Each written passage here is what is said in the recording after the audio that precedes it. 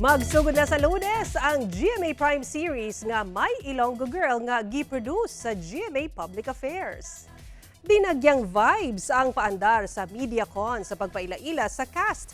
Present sila Richard Kwan, Andrea Del Rosario, Empoy, Ara San Agustin ug Lian Valentin.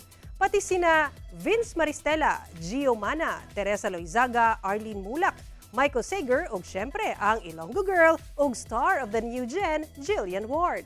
Full support sub si GMA Public Affairs First Vice President Nessa Valdelion, Vice President Arlene Carnay, Vice President for Corporate Affairs and Communications Angel Javier Cruz ug uban pang opisyal sa GMA Network.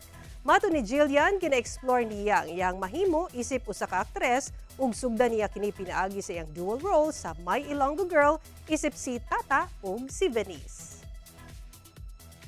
Bago po ang lahat, firstly, meron po akong character dito na suplada.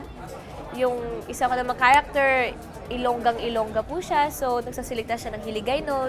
Nagluluto siya. Hindi po ako magaling magluto so far. Tapos, may mga rom-com din po na eksena.